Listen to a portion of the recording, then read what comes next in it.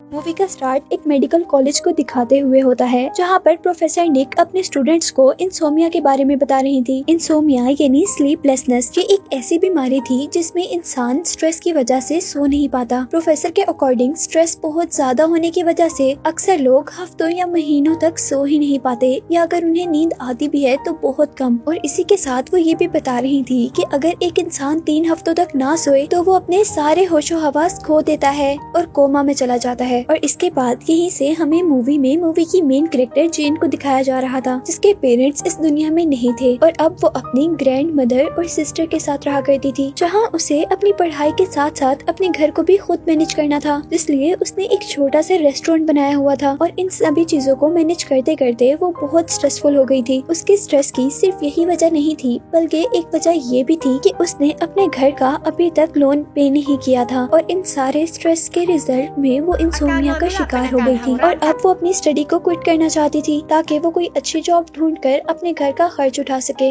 वो अपनी college professor निक से मिलती है कॉलेज छोड़ने के सिलसिले में, लेकिन यहाँ प्रोफेसर उसे समझा रही थी कि तुम जिस स्टेज पर हो उसे छोड़कर जाना एक बेवकूफी है, क्योंकि मेडिकल कॉलेज में किसी भी बच्चे का इतनी आसानी से एडमिशन नहीं होता। प्रोफेसर जीन से वो इशू पूछती है जिसकी वजह से वो अपना कॉलेज छोड़ रही थी और उसके जवाब के बाद प्रोफेसर ने अब उसे एक जॉब सजेस्ट की थी जो कि कॉलेज में एक लैब असिस्टेंट की थी, लेकिन जीन वो नहीं करना चाहती थी क्योंकि इतनी कम पैसे वो अपने सारे एक्सपेंस पूरे नहीं कर सकती थी। और फिर उसकी बात को समझते हुए अब प्रोफेसर उसे एक जर्मन रिसर्च सेंटर के बारे में बताती हैं, जिन्हें कुछ वॉलंटियर्स की जरूरत थी और उन वॉलंटियर्स को बदले में लाखों रुपए मिलने वाले थे। और इस जॉब के लिए जीन मान गई थी क्योंकि उसे बहुत सारे ही पैसों की जरूरत थी और अब वो उस रिसर्च सेंटर गई थी जिसके बारे में उसे प्रोफेसर ने बताया था, जहाँ उसे अब उनकी रिसर्च के बारे में गाइड किया जा रहा था, जिसका नाम था द डीप। ये रिसर्च इंसोमिया डिसीज पर थी और वो लोग ये सर्च करना चाह रहे थे कि एक नॉर्मल इंसान असल में कितने घंटों तक जिंदा रह सकता है। ये सारी इंफॉर्मेशन उसे एक वीडियो से मिल रही थी और वीडियो खत्म होने के बाद यहाँ पर अब वो रिसर्चर आए थे जिनकी ये कंपनी थी। वो उससे पूछ रहे थे कि क्या तुम इस काम के लिए तैयार हो, जिस पर जीन हाँ कर देती है और अब उसकी गर्दन में एक चिप को इंसर्ट किया जाता है, जिसका मकसद उसकी बॉडी में से वो हार्मोन निकालना था जो जागने पर हर इंसान की बॉडी में से निकलता है और उनको वही हार्मोन इकट्ठा करना था। उस चिप को डालने के बाद वो जीन के हाथ पर एक वॉच पहनाते हैं और ये वॉच चिप के साथ कनेक्टेड थी, जो कि असल में चिप के अंदर इकट्ठे होने वाले हार्मोन को शो कर रही थी। और अब वो रिसर्चर उसे बता रहे थे कि ये चिप जो हमने तुम्हारी बॉडी में डाली है, इसको पहनकर तुम 1 मिनट से ज्यादा सो नहीं सकती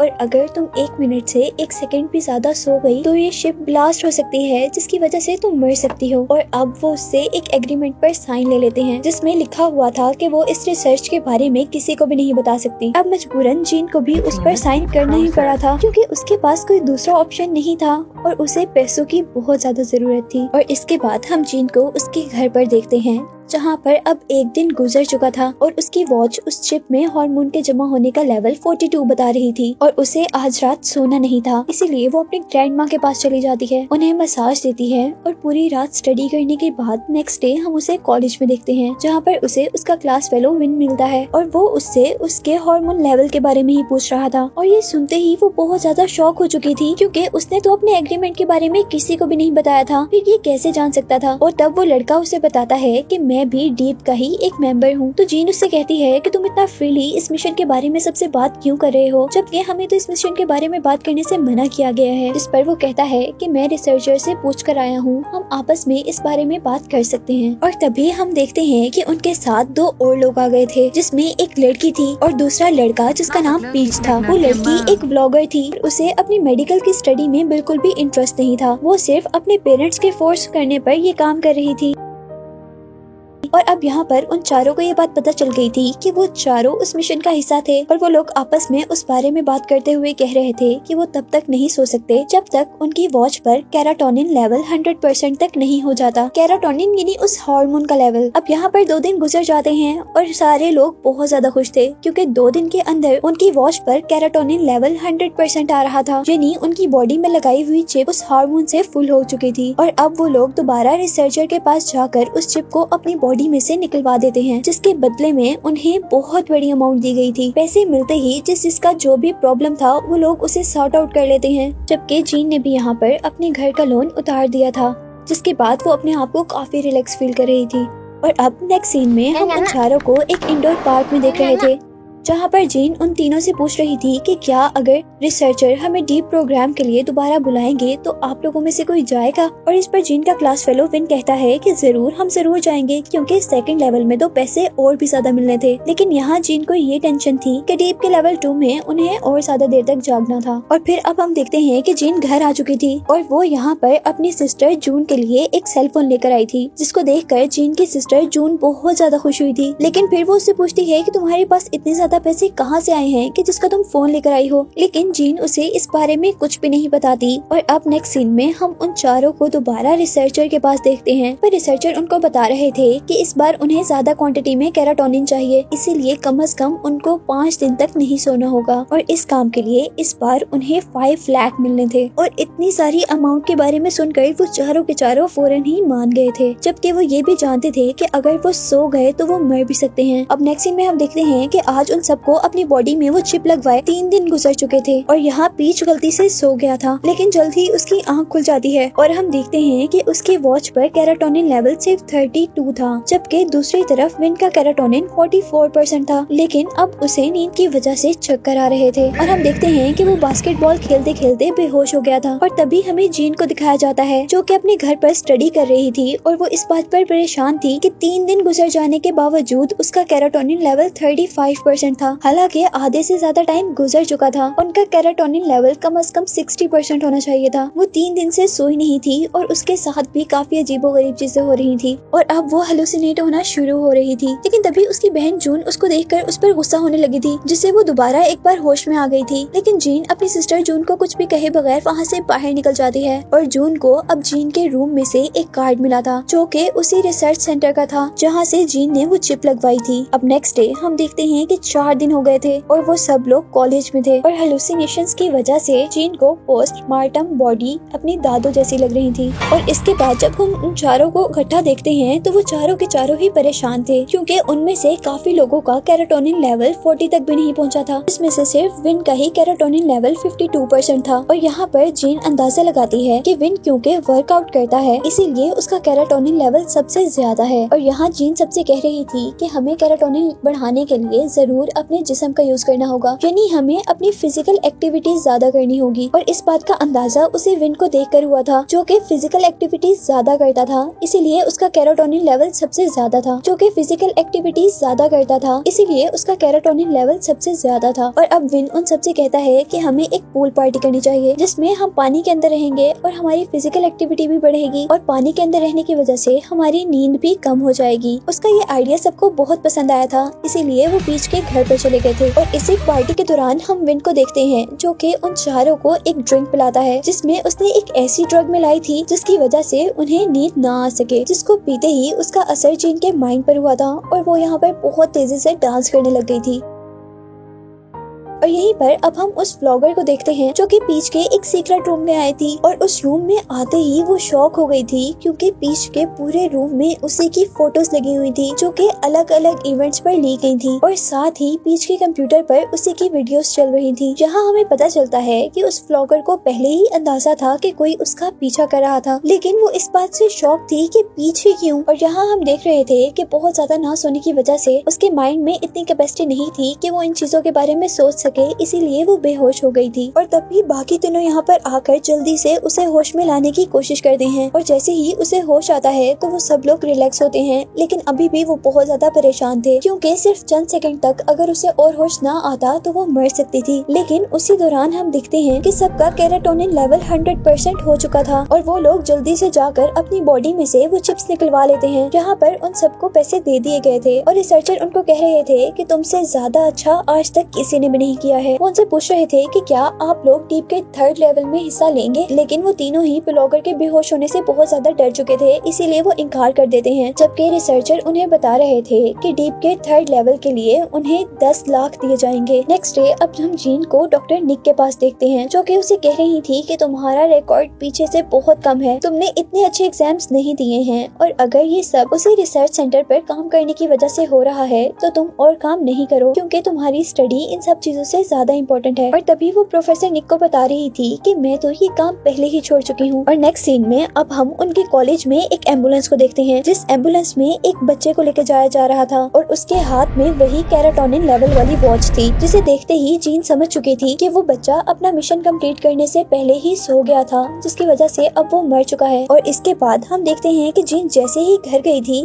तो वहाँ उसकी ग्रैंड मदर बहुत ज्यादा बीमार थी, इसीलिए जिन को उन्हें हॉस्पिटल आना पड़ा था और अब उनको एक सर्जरी की जरूरत थी, जिसके लिए बहुत ज्यादा पैसे चाहिए थे, पर जीन के पास वो पैसे नहीं थे। और तभी यहाँ पर जून आकर अपनी सिस्टर को वो सारे पैसे दे देती है। जीन उससे पूछती है कि तुम्हारे पास इतने सारे पैसे कहाँ से आए हैं जून? और अब जून उसे बताती है कि उसने भी डीप प्रोग्राम ज्वाइन कर लिया है, जिसे सुनते ही जीन को बहुत गुस्सा आया था और वो गुस्से में उसे बता रही थी कि तुम जानती हो कि इस प्रोग्राम की वजह से एक बंदा मर भी चुका है। जीन उसे समझा रही थी कि तुम इसको छोड़ दो, लेकिन जून उसे कहती है कि मैं भी तुम्हारी तरह अपनी फैमिली को सपोर्ट करना चाहती हूँ, इसीलिए प्लीज मुझे ये करने दो। और अब नेक्स्ट सीन में हम जीन को उसके घर पर देख रहे थे, जहाँ पर जून को ढूंढने पर उसे वो घर पर नहीं मिली थी, इसीलिए वो फौरन रिसर्च सेंटर गई थी, जहाँ पर उसे उसकी सिस्टर मिल जाती है और वो जल्दी से रिसर्चर को कहती है कि तुम प्लीज मेरी बहन की गर्दन में से ये चिप निकाल दो, अगर तुमने ऐसा ना किया तो मैं पुलिस को बता दूंगी। पर वो रिसर्चर हंसते हुए उसे कहते हैं कि तुम ऐसा कुछ भी नहीं कर सकती, क्योंकि तुम एक कॉन्ट्रैक्ट पर साइन कर चुकी हो जिसमें ये साफ साफ लिखा है कि तुम इस बारे में किसी को भी नहीं बता सकती, इवन अपनी बहन को भी नहीं। तो ये पुलिस क्या चीज है? और ये बात सुनकर वो वाकई बेबस हो चुकी थी। और अब वो रिसर्चर उसे कहते हैं कि अगर तुम अपने तीनों दोस्तों को डीप लेवल 3 करने पर मना लो तो मैं तुम्हारी सिस्टर की गर्दन से ये चिप निकाल दूंगा। और अब वो अपने तीनों फ्रेंड को एक होटल में बुलाती है, जहाँ पर वो बता रही थी कि हम लोगों ने डीप के सिर्फ 2 लेवल्स कंप्लीट किए हैं, जिसमें से सेकंड लेवल को भी कंप्लीट करना बहुत ज्यादा मुश्किल था, जबकि मेरी सिस्टर जून ने 3rd लेवल को भी ज्वाइन कर लिया है, जिससे वो जरूर मर सकती है। और अगर हम उसे बचा सकते हैं तो उसका सिर्फ यही तरीका है कि हम तीनों भी वो लेवल ज्वाइन कर लें। यहाँ पर हम देखते हैं कि जो कि अब जीन को पसंद किया करता था, वो उसकी बात मान जाता है, लेकिन उसके बाकी दूसरे साथी यानी पीच और वो व्लॉगर नहीं माने थे, क्योंकि वो दोनों अभी तक डरे हुए थे। और यहाँ जीन उन्हें समझा रही थी कि प्लीज मेरी हेल्प करो, क्योंकि हम लोग तो बड़े हो गए हैं, हम किसी न किसी तरह उस प्रोग्राम के अंदर जाकर उसे कंप्लीट करने का हल निकाल लेंगे और जून की भी हेल्प कर सकेंगे। लेकिन जून अभी बहुत ज्यादा छोटी है, वो ये काम नहीं कर पाएगी। और अब जीन का फ्रेंड विन उनकी व्लॉगर फ्रेंड सिन को बताता है कि अगर तुम्हारे पास उस दिन जीन ना होती तो तुम आज मर चुकी होती। और इस बात पर हम देखते हैं कि सिन भी इमोशनल होकर अब उनके साथ आ चुकी थी, लेकिन पीच उनके साथ नहीं था। और जैसे ही वो रिसर्च सेंटर जाते हैं तो वो ये देखकर बहुत ज्यादा खुश हो गए थे कि पीच ऑलरेडी रिसर्च सेंटर में था उनकी हेल्प करने के लिए। और अब जैसे ही वो तीनों डीप लेवल 3 को स्टार्ट करते हैं तो जीन उन सब को अपनी प्रोफेसर निक के पास ले आती है। वो लोग अपनी पूरी स्टोरी प्रोफेसर निक को बताते हैं, जो सुनकर प्रोफेसर निक बहुत ज्यादा परेशान हो चुकी थी, इसीलिए वो उन सबको एक खास इंजेक्शन देती हैं जिनसे उनकी नींद भाग सके। और अब प्रोफेसर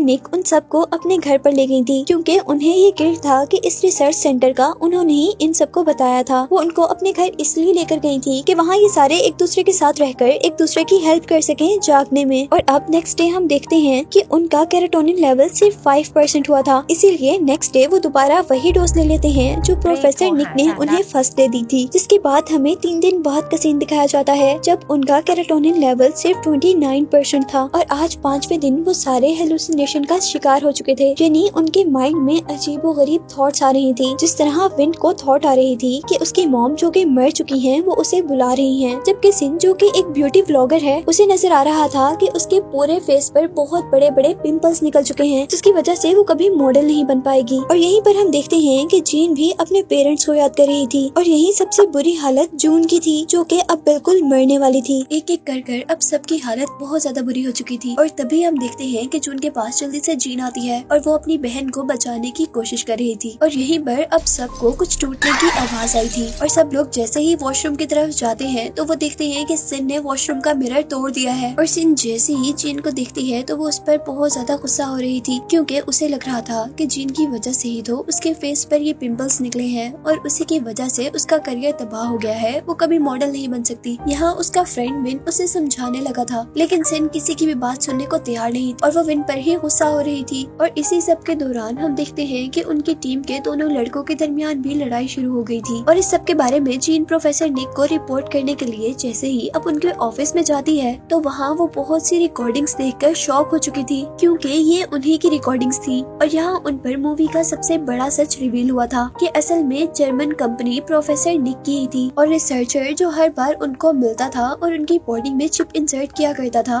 वो तो सिर्फ उनका एक एम्प्लॉय था। चेन जल्दी से जाकर अपने सारे साथियों को ये बात बताती है और अब वो लोग डिसाइड करते हैं कि उन्हें ये सब कुछ पुलिस को बता देना चाहिए। लेकिन जैसे ही वो कॉल मिलाते हैं तो वहाँ पर सिग्नल नहीं थे, इसीलिए वो उस घर से भागने की कोशिश करते हैं, पर वो इस चीज में भी कामयाब नहीं हो पा रहे थे क्योंकि उस घर के सारे दरवाजे और विंडोज लॉक हो गई थी। यहाँ पर हम देखते हैं कि सिन बहुत ज्यादा जज्बाती हो गई थी और वो इसी जज्बातियत में वहाँ के सारे सीसीटीवी तोड़ देती है, जबकि विन की अब बहुत ज्यादा बुरी हालत थी और वो बेहोश हो चुका था। और तब हम देखते हैं कि प्रोफेसर निक आकर उसे अपने साथ ले गई थी और वो उसकी बॉडी में से वो चिप निकाल लेती जिसमें कैराटोनिन जमा हो रहा था। और तभी हम देखते हैं कि पीछे से सभी लोग वहाँ पर आ गए थे। वो प्रोफेसर को नुकसान पहुँचाना चाह रहे थे, लेकिन तभी प्रोफेसर उन सबको एक आदमी से मिलवाती है जो के बेड पर था और हमें पता चला था कि वो भी एक प्रोफेसर हैं जो कि असल में इंसोमिया पर रिसर्च कर रहे थे और ये डीप लेवल भी उन्हीं का स्टार्ट किया हुआ था और वो अपना एक्सपेरिमेंट अपने आप पर ही कर रहे थे और बहुत दिनों तक ना सोने की वजह से वो भी हेलुसिनेशंस का शिकार हो चुके थे, इसीलिए उन्होंने एक बिल्डिंग से जंप कर दी थी और उनके जंप करने की वजह से वो कोमा में चले गए थे। असल में ये प्रोफेसर निक के फ्रेंड थे, इसीलिए प्रोफेसर निक उन्हें दोबारा ठीक करना चाहती और बहुत रिसर्च के बाद उन्होंने उनकी बीमारी का एक क्योर ढूंढ लिया था और वो ये था कि वो बहुत से लोगों की बॉडी से कैराटोनिन निकाल कर इनकी बॉडी में डालेंगी और यहाँ इन सारे स्टूडेंट्स के दिए हुए कैराटोनिन की वजह से ही वो आदमी होश में आने लगा था। प्रोफेसर निक सबको ये बात बता रही थी, लेकिन अब सारे ही स्टूडेंट्स उन पर गुस्सा हो रहे थे क्योंकि इस सब में उनकी जान जा सकती थी। पर निक उन्हें कहती है, मैं इसीलिए तो आप सबको यहाँ पर लेकर आई हूँ कि आप लोगों में से किसी को भी कुछ भी होने से पहले मैं आप लोगों को बचा सकूं। लेकिन अब ये सारे स्टूडेंट्स प्रोफेसर निक की बातों में आने वाले बिल्कुल भी नहीं थे और वो पुलिस को कॉल करने वाले थे, इसीलिए प्रोफेसर निक अब उनके साथ एक गेम खेलती है। वो जल्दी से जीन को पकड़ती है और उसे एक इंजेक्शन लगा देती है